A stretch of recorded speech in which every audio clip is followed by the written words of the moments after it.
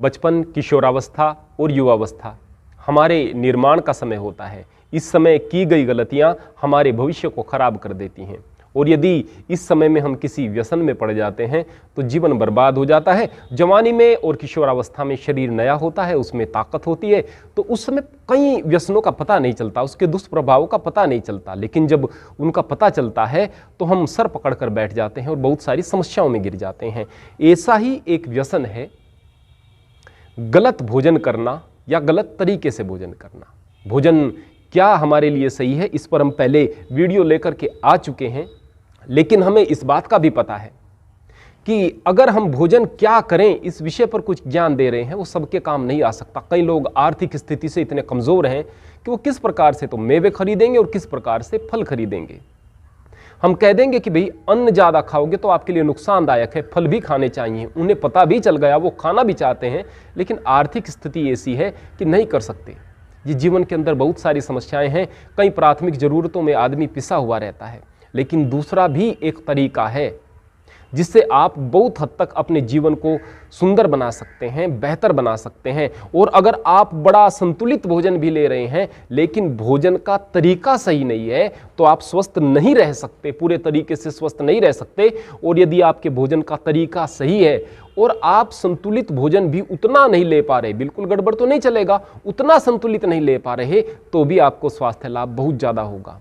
तो आइए आज हम 10 बिंदुओं पर बात करते हैं जो कि आपकी जिंदगी को बदल करके रख देंगे। और अब तक भोजन को लेकर के जो भी आपके मन में प्रश्न या दुविधाएं या समस्याएं होंगी, मैं गारंटी के साथ कहता हूं यदि आप पूरी वीडियो को देख लेंगे एक एक समस्या का समाधान आपकी होगा। पहला बिंदु है हमारा कि भोजन का समय क्या सही रहता है। कुछ लोग कहते हैं समय पर भोजन करें, कुछ लोग कहते हैं कि भूख लगने पर भोजन करें। दोनों में से कौन सी बात सही है? दिक्कत की बात यह है कि अगर एक बात सही होती तो बड़ा आसान था। हकीकत यह है कि दोनों बातें सही हैं। समय पर भोजन करने का लाभ यह होता है कि आप निश्चित तरीके से अपनी ज़िंदगी को ढाल सकते हैं, आपका शेड्यूल खराब नहीं होता। निश्चित समय पर आपका जो भोजन करने का समय है वो बन जाता है, तो कई प्रकार की आपके शरीर की बायोलॉजिकल क्लॉक होती है वो सही होने लगती हैं। समय पर आपको सोच आएगा, समय पर आपको भूख लगेगी और सही तरीके से नियंत्रित और संतुलित जीवन चलेगा। लेकिन अगर आपको भोजन करना है दोपहर में 12 बजे और भूख लगी आपको 2 बजे और बगैर भूख के आपने भोजन किया, तो फिर वह आपके शरीर में सड़ेगा, वो पचेगा नहीं। तो फिर यह बात ज़्यादा सही हो जाती है कि भूख लगने पर भोजन करें। अब भूख तो आपको किसी दिन 2 बजे लग रही है, किसी दिन 1 बजे लग रही है दोपहर में, किसी दिन 3 बजे लग रही है, तो उससे पूरा का पूरा आपके काम का शेड्यूल खराब हो जाएगा और आपके शरीर की जो बायोलॉजिकल क्लॉक्स होती हैं वो खराब हो जाएंगी। किस समय सोच जाना है, किस समय क्या करना है, सब कुछ गड़बड़ हो जाएगा, तो उसके भी दुष्परिणाम हैं। तो इसमें हम संतुलन कैसे लेकर के आएं?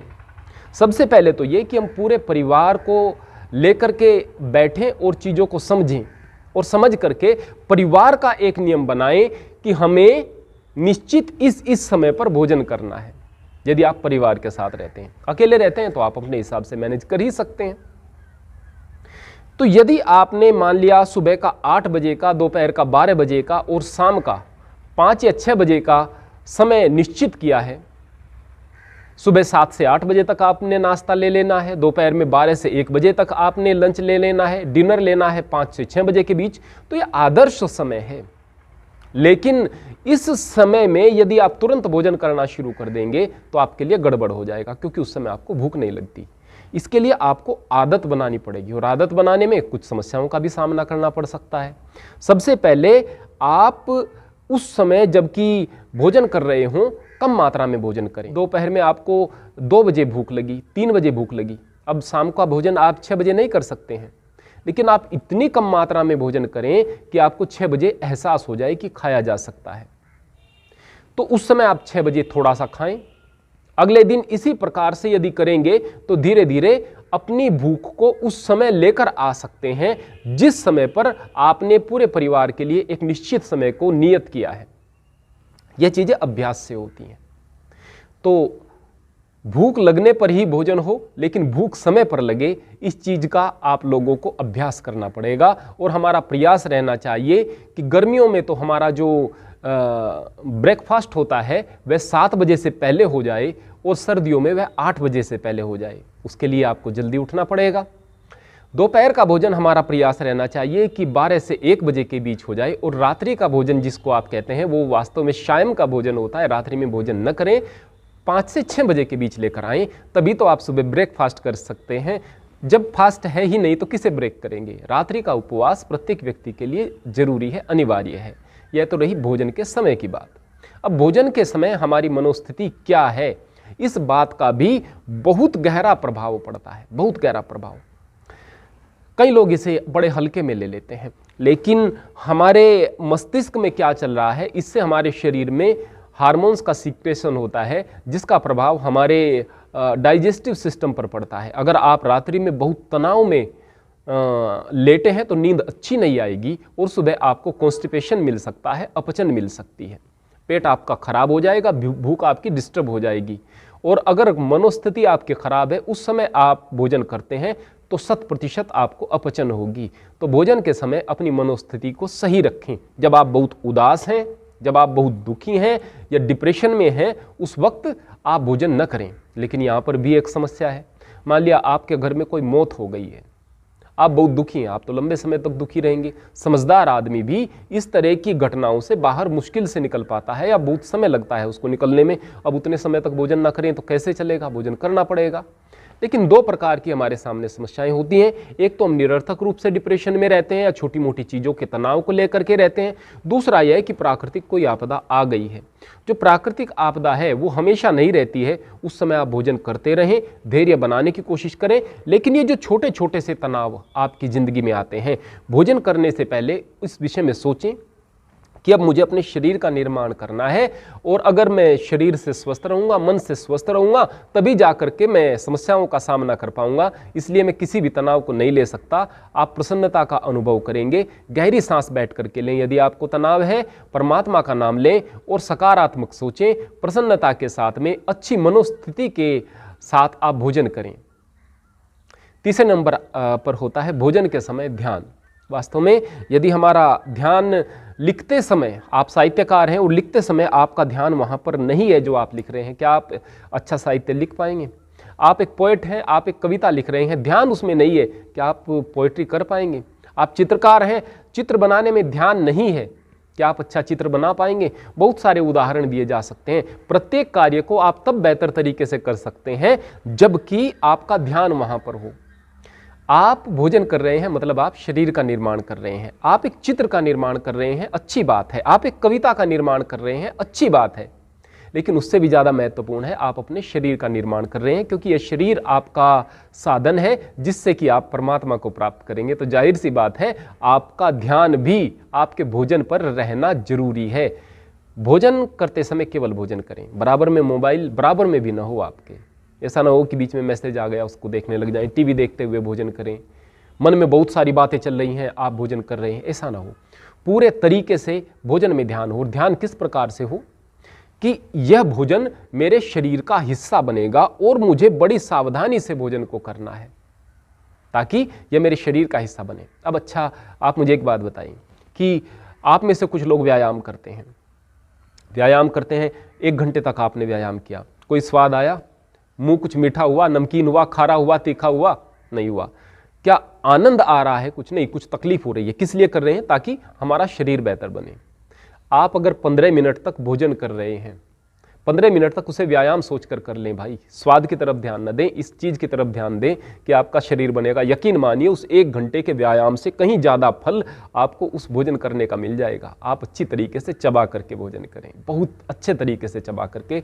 आपके पेट के अंदर कोई दांत नहीं लगे हुए हैं, दांत केवल मुंह के अंदर हैं, इनसे काम लें। वहाँ पर तो जाकर एसिड हैं, जिन्होंने उस भोजन को गलाना है, बड़े बड़े टुकड़े हैं, तो वो अधपचे रह जाएंगे, पेट में सड़ेंगे, तो आपके सामने बड़ी सारी समस्याएं आएंगी। तो भोजन के समय केवल भोजन में ध्यान हो, भोजन को चबा चबा कर करें और एकाग्र हो करके करें। और साथ में यदि हम भोजन मंत्र पढ़ते हैं तो हमारे लिए बहुत अच्छा रहता है। भोजन मंत्र, कई सारे भोजन मंत्र हमारी संस्कृति में आते हैं, लेकिन जो मुझे सर्वोत्कृष्ट लगता है, ओम अन्नपते अन्नस्य नो देहन्नमेवश्य सुष्मिना प्रदातारम तारिश ऊर्जम नो देहि द्विपदे चतुष्पदे। यहाँ पर हम परमात्मा से प्रार्थना कर रहे हैं, परमात्मा आप हमें कीट से मुक्त, कीड़ों वाला नहीं, कीट से मुक्त सुंदर अनाज प्रदान करें, आप हमें भोजन प्रदान करें। परमात्मा भोजन प्रदान करने वाला है, और केवल हमें ही नहीं, जो 2 पैर वाले मनुष्य आदि की सृष्टि है सभी को भोजन मिले। चतुष्पद अर्थात 4 पैर वाले दुनिया के अंदर जो भी जीव हैं उन सबको भी भोजन मिले। अब आप कहेंगे कि हमें संस्कृत नहीं आती, हम मंत्र नहीं पढ़ सकते। कर सकते हैं। जब भी आपके सामने भोजन आए तो आप परमात्मा से प्रार्थना करें, हे मेरे परमपिता परमात्मा, आपकी दया से मुझे यह भोजन प्राप्त हुआ है। दुनिया में गरीब से गरीब आदमी को भोजन प्राप्त हो मेरे मालिक, और सबका शरीर उससे स्वस्थ हो, सुदृढ़ हो। दुनिया में हर जीव को भोजन प्राप्त हो, कोई भोजन के बगैर न रहे। हे मेरे मालिक, सब पर आपकी कृपा बनी रहे, मुझ पर भी आपकी कृपा बनी रहे। मैं ये भोजन जो करूं ये मेरे शरीर का हिस्सा बने, ये व्यर्थ न जाए, मेरे शरीर में रोग न हो, मेरी बुद्धि और बल बढ़े। ऐसा भाव करके यदि आप भोजन करते हैं तो जिंदगी में परिवर्तन आएगा। इसके पश्चात चौथे नंबर पर, आप केवल जमीन पर बैठकर ही भोजन करें। इस पर बहुत सारी बातें बताई जा सकती हैं। खड़े होकर यदि आप भोजन करते हैं तो आपके लिए बिल्कुल बेहतर नहीं है। बैठ करके करेंगे तो बहुत बेहतर है। आप कुर्सी पर बैठ करके डाइनिंग टेबल पर कर रहे हैं, वो भी आपके लिए बेहतर नहीं है। हो सकता है कि शरीर आपका बेहतर बन जाए, लेकिन मानसिक रूप से यदि आप प्रफुल्ल रहना चाहते हैं, प्रसन्नचित्त रहना चाहते हैं और शरीर को भी बेहतर बनाना चाहते हैं तो केवल ज़मीन पर बैठकर ही भोजन करें।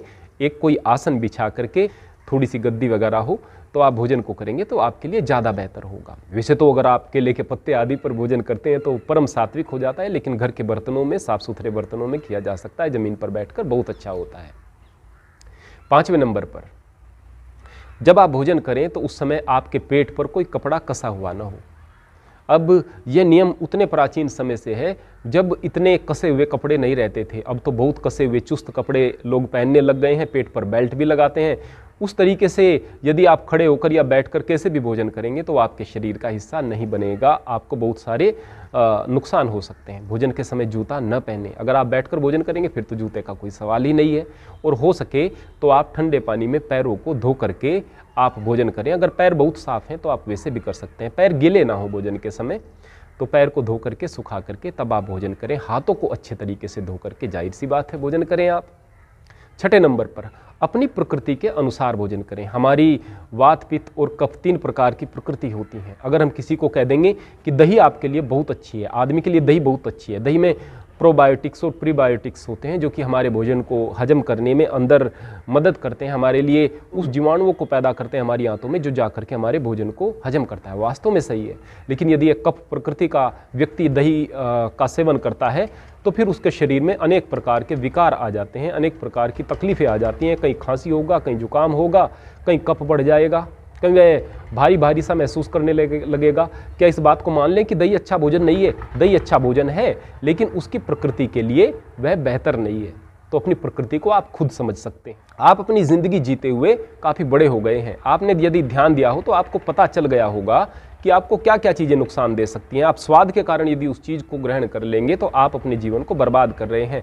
अब भोजन की मात्रा के विषय में बात करते हैं। भोजन कितनी मात्रा में करना चाहिए?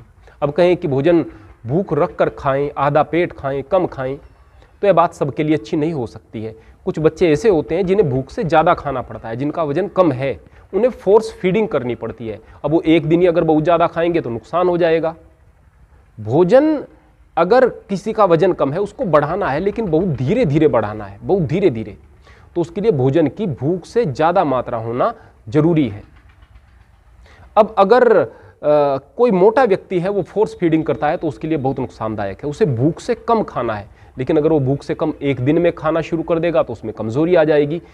भोजन आदत पर ध्यान रखना, भोजन की मात्रा आदत पर निर्भर करती है। जो व्यक्ति अपनी डाइट को थोड़ा थोड़ा करके बढ़ाता है तो उसकी डाइट धीरे धीरे बढ़ जाती है। अब उसको उतने ही भोजन की आवश्यकता होगी, उसका शरीर बढ़ने लगेगा अगर वो सारी चीज़ों का सही तरीके से अनुसरण कर रहा है जो हमने बताई हैं। वरना पेट भी खराब कर बैठता है।